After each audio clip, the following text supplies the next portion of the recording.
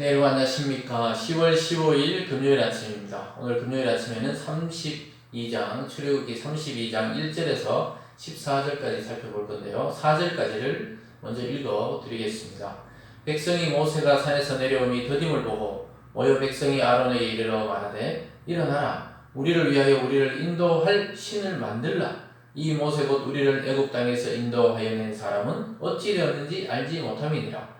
아론이 그들에게 이르되 너희의 아내와 자녀의 귀에서 금고리를 빼어 내게로 가져오라. 모든 백성이 그 귀에서 금고리를 빼어 아론에게로 가져가매 아론이 그들의 손에서 금고리를 받아서 조각칼로 새겨 송아지 형상을 만드니 그들이 말하되 이스라엘아, 이는 너희를 애굽 땅에서 인도하여 낸 너희의 신이로다 하는지라. 아멘. 오늘 말씀을 통하여 만들어진 하나님이라는 제목으로 말씀을 증거하겠습니다. 오늘 이 본문은 아주 중요한 내용을 우리에게 시사하고 있습니다. 하나님의 그 영광을 보며 출애굽을 했고 자유를 얻었고 애굽에서부터 노예로 해방되었지만 하나님께 늘 불순종하던 이스라엘이 결과적으로 만들어낸 것이 무엇인지를 보여주고 있습니다. 모세가 산에 40일 동안 하나님의 말씀과 십계명과 여러 가지 규례를 받는 동안에 이 산 아래에 있는 백성들은 그 40일 동안 어떻게 변질되고 변해가는지를 보여주고 있습니다. 여러분, 이것을 통해서 지도자가 아무리 하나님 말씀에 집중하고 또 하나님 말씀을 진실되게 전하려고 말씀을 받으려고 해도 그 백성들의 마음의 상태의 욕심이 사라지지 않는 한 자기들이 하나님이라고 여기는 것을 만들어낸다는 거예요. 즉, 만들어진 하나님을 통해서 자기가 필요한 것을 이루도록 그렇게 하나님을 조종하려고 합니다. 그것은 바로 우상이 되는 것입니다. 하나님으로부터 우리가 지배를 받고 통치를 받고 하나님의 말씀을 따라 순종하는 것이 아니고 내 필요에 의해서 만들어낸 하나님의 모습을 오늘 이스라엘 백성이 금송아지 형상으로 하나님을 만들어서 거기다가 비는 모습을 통해 우리는 그런 금송아지를 만들지는 않지만 나의 필요에 의해서 하나님을 급히 찾거나 또 하나님이 일해 주시기를 원할 때가 많이 있습니다. 마치 우리의 왕이시요 또 우리의 영혼의 아버지가 아니라 우리의 종이나 하인이 되던 양 하나님이 이걸 해주시기를 또 저걸 해주시기를 이렇게 자꾸 하나님을 부리려고 하는 그런 모습을 나타내는데요. 그것이 바로 오늘 이스라엘이 금송아지 모습을 만들어 놓고 자기들을 인도해낸 하나님이라는 그 유사 하나님을 만들어 놓고 참 하나님을 대적하는 모습을 보게 됩니다. 오늘 이것을 통해서 우리의 일생의 싸움이 결국은 참 하나님을 믿고 순종하고 따르느냐 아니면 내 감정대로 만들어낸 내가 만드는 하나님의 형상 그 우상을 따라 일생 신앙생활을 하느냐가 우리의 일생의 싸움인 것을 깨닫게 될 것입니다. 오늘 첫 번째로 금송아지를 만든 이스라엘의 모습을 보게 됩니다. 모세는 40일 동안 하나님의 산 시내 산에서 하나님께 계명을 듣고 말씀을 듣고 있었습니다. 그러나 백성이 점점 기다리다 두렵고 지쳐서 이제 자기들 마음대로 하려고 신을 만들라고 이야기합니다. 1절입니다. 백성이 모세가 산에서 내려오니 더딤을 보고 모여 백성이 아론에게 이르러 말하되 일어나라, 우리를 위하여 우리를 인도할 신을 만들라, 이렇게 말씀하고 있습니다. 왜냐하면 모세가 자꾸 이렇게 금방 내려올 줄 알았는데 사라졌는지 아니면 떠나버렸는지 불안하니까 자기들의 신을 만들자 이렇게 이야기하면서 아론을 찾아가 막 항의합니다. 그래서 만들어내라는 거예요. 그 만들어낸 것이 결국은 금송아지를 만들어냅니다. 자기 뜻대로 그 신을 만들어요.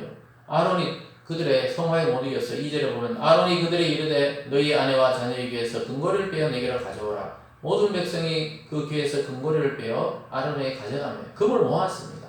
그러니까 4절에 아론이 그들의 손에서 금고리를 받아 부어서 조각칼로 새겨 송아지 형상을 만드니 그들이 말하되 이스라엘아, 이는 너희를 애굽 땅에서 인도해낸 너희의 신이로다.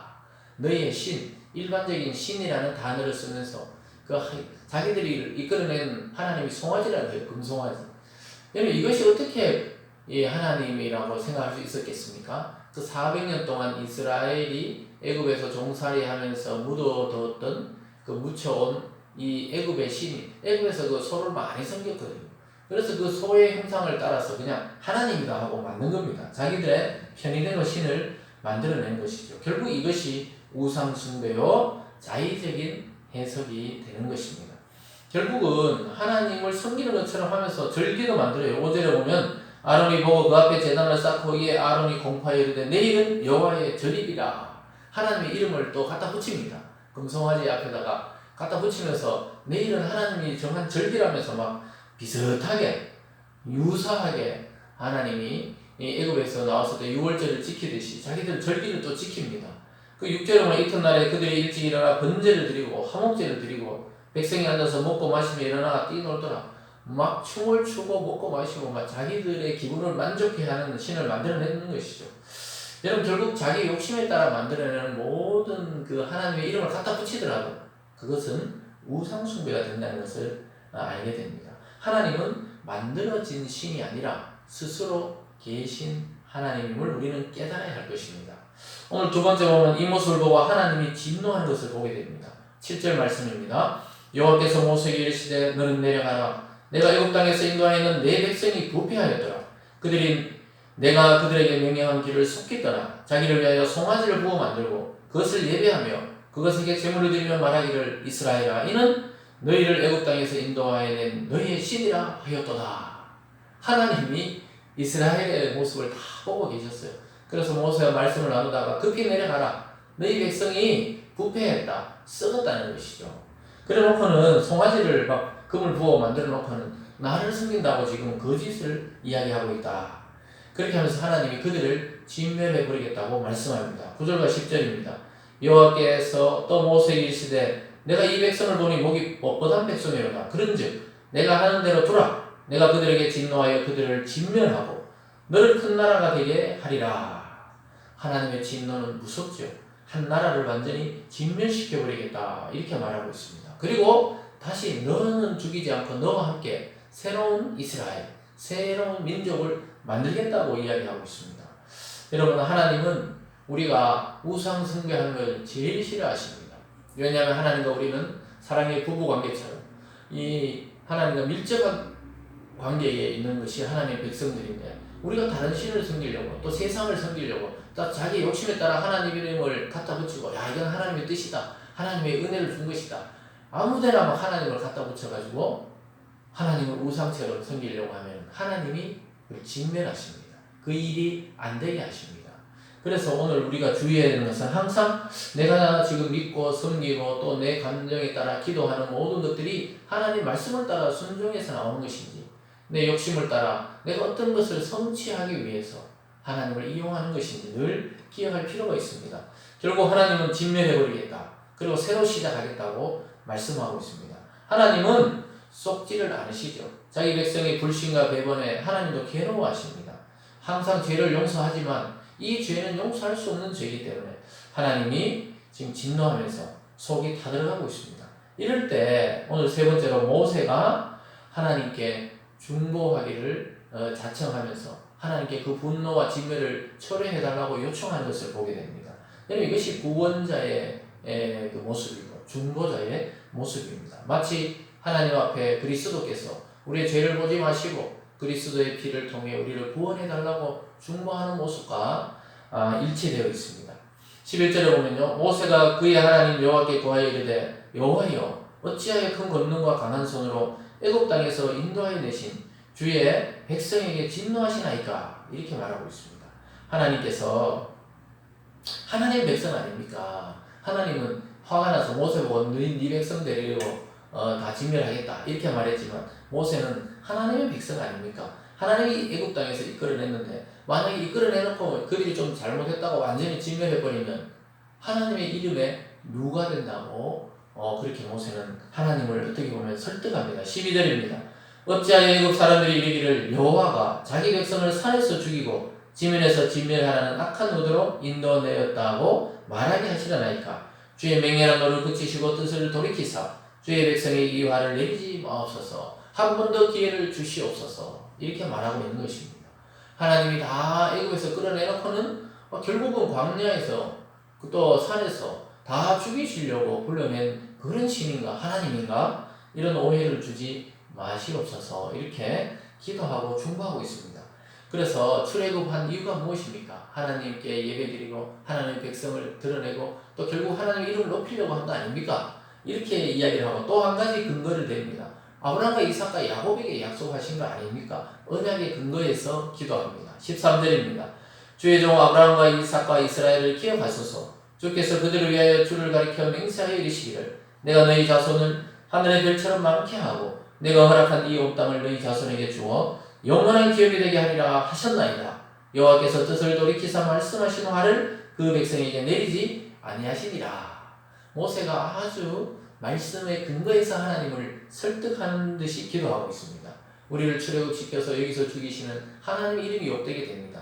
또한 아브라함과 이삭과 또 야곱에게 약속하신 너 하늘의 별처럼 자손을 많게 하겠다는데 이 민족 다 죽이면은 어떻게 하겠습니까? 하나님의 약속이 이루어지지 않는다는 거예요. 영원한 기업으로 삼겠다 하신 이 백성을 다 죽이시면 어떻게 하냐고 이야기하고 있습니다.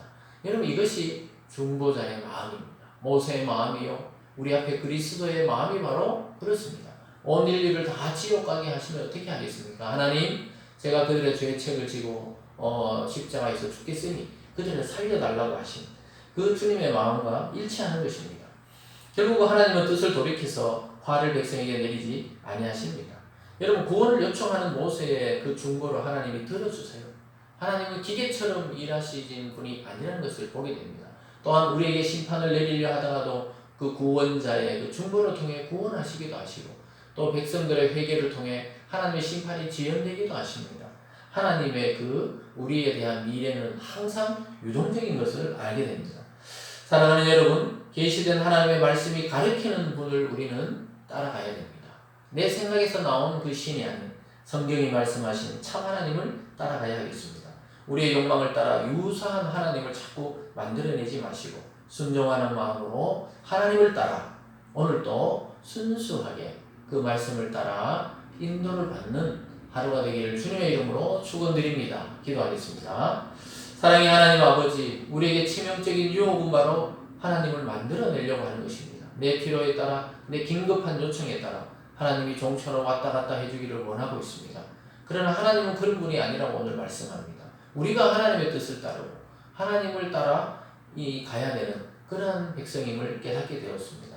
하나님, 우리의 욕망을 따라 유사한 하나님을 만들어내지 말고 참 하나님을 믿고 따르고 순종하는 참 믿음의 백성 되게 하여 주시옵소서. 또한 우리를 위해 중보하시는 그리스도의 그 사랑을 닮아 우리도 누군가를 주님께로 또 하나님 앞으로 중보하며 인도하는 그러한 하루가 될 수 있도록 주님 도와 주시옵소서.